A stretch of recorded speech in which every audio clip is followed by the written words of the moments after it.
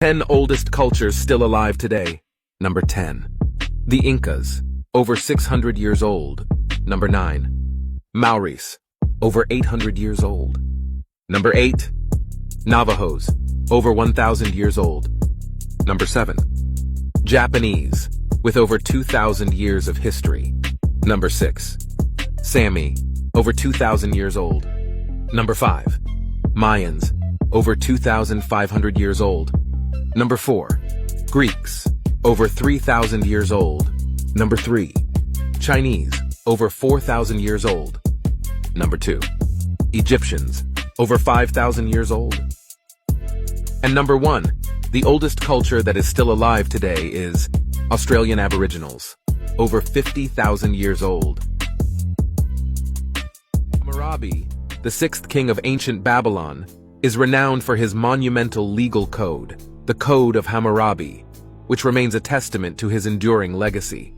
He reigned from 1792 to 1750 BCE during the First Babylonian dynasty, and his rule left an indelible mark on Mesopotamian history. Hammurabi's most famous achievement, the Code of Hammurabi, consists of 282 laws etched onto a stone pillar. This legal codex covered a wide range of subjects, from commerce and trade to family matters and criminal justice. It introduced the principle of an eye for an eye, emphasizing proportional justice and fairness. Under his rule, Babylon became a thriving center of trade and culture, with a sophisticated irrigation system that facilitated agricultural productivity. Hammurabi's code also contributed to societal stability by providing a comprehensive framework for resolving disputes and maintaining order. Hammurabi's influence extended beyond Babylon, as his code served as a model for subsequent legal systems in the ancient world. It showcased the idea that a ruler had a responsibility to ensure justice and protect the weak from the powerful. Hammurabi's reign was marked by his efforts to unite diverse territories under Babylonian rule, creating one of the earliest known empires in history. His accomplishments, both as a lawmaker and a ruler, have solidified his place in history as one of the great leaders of the ancient world. Fascinating facts about the Roman Empire.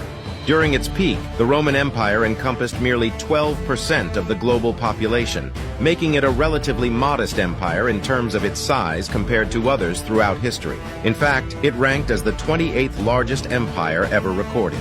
The wars between Romans and Persians lasted about 721 years, the longest conflict in human history. During a triumph in ancient Rome, a slave would walk behind the victorious general, whispering under all the applause and acclaim, "Memento mori," remember your mortality, to remind him not to get above himself.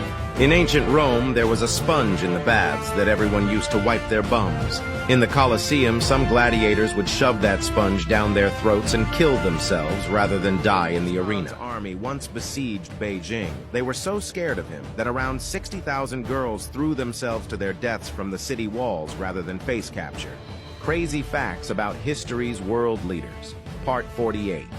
Attila the Hun loved the taste of raw flesh and human blood.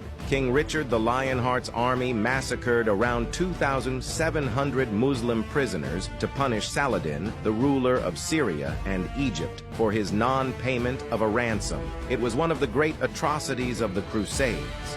King Edmund II of England was using the toilet when he was murdered. An assassin who had hidden underneath reached up and stabbed him in the bottom with a long knife. What a dirty job. When William the Conqueror attacked the city of Alençon, France, the people jeered at him for being of lowly birth. When he won the battle, he cut the hands and feet off 32 of the most noble citizens in revenge. 14 years before the infamous Titanic sank, author Morgan Robertson wrote the novella Futility. It was about the large, unsinkable ship Titan hitting an iceberg in the northern Atlantic. What's even weirder is, the Titanic and the fictional Titan did not have enough lifeboats for the thousands of passengers on board. Coincidence? Adam Smith, born in 1723 in Scotland, is often regarded as the father of modern economics. His influential work, The Wealth of Nations, published in 1776, laid the foundation for classical economic thought.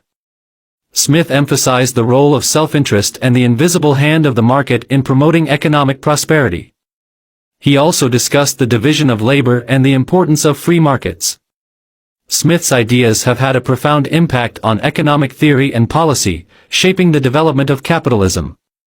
He passed away in 1790, but his legacy continues to shape economic discourse.